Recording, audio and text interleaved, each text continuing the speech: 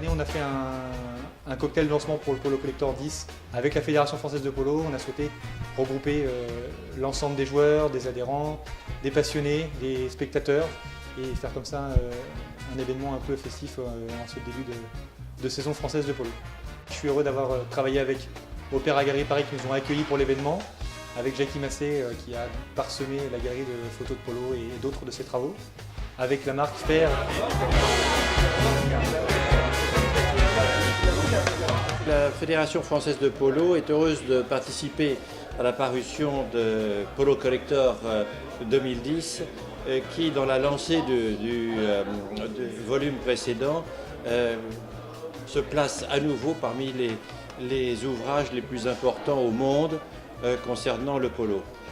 Ce sport millénaire a toujours souffert d'un problème de communication et de ce fait, un ouvrage tel que celui-là permet de faire un bond de géant dans le sport et dans la connaissance du sport, non seulement en France mais dans le monde entier. L'objet de la fédération, c'est de promouvoir le polo en France. Et c'est vrai que soutenir des initiatives comme celle de Ludovic, ça participe également à la promotion du polo. Et soutenir une initiative d'un joueur amateur qui fait partie des meilleurs, c'est aussi très intéressant.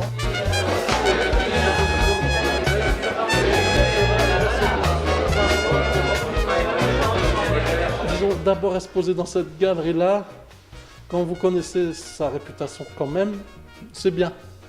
Je réalise d'autres reportages complètement différents.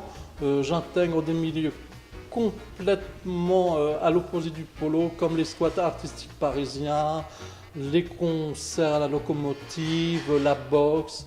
Donc il y a beaucoup de thèmes que je travaille derrière. La Tunisie aussi, donc je fais des photos de reportage sur 10-15 matins.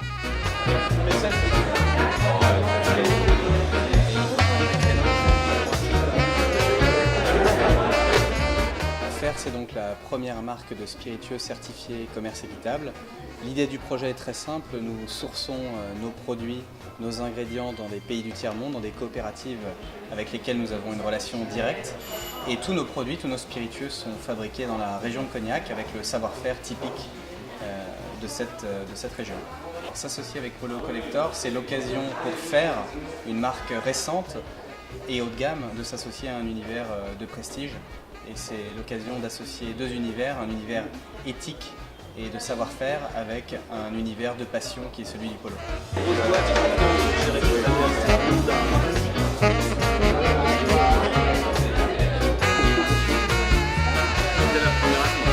Le fait de se retrouver vraiment aux prémices de la nouvelle saison nous permet de se relater tout ce qui s'est passé, de se retrouver, de démarrer convivialement et tous ensemble la nouvelle saison. Et je pense que c'est un intérêt vraiment magique d'être en plein Paris et d'allier un petit peu aussi le côté culturel. C'est pas désagréable, faut pas croire qu'on n'est que des cavaliers et je pense que son choix est subtil et j'espère qu'il continuera dans cette voie. Ici, tous les gens qui sont ici ne sont pas forcément des joueurs de polo, ça peut être des amateurs ou simplement des amateurs éloignés. Et finalement, c'est une façon de les amener petit à petit, de les familiariser avec le polo et de leur montrer que c'est un univers qui est vraiment très loin de tous les clichés qu'on peut avoir sur ce sport.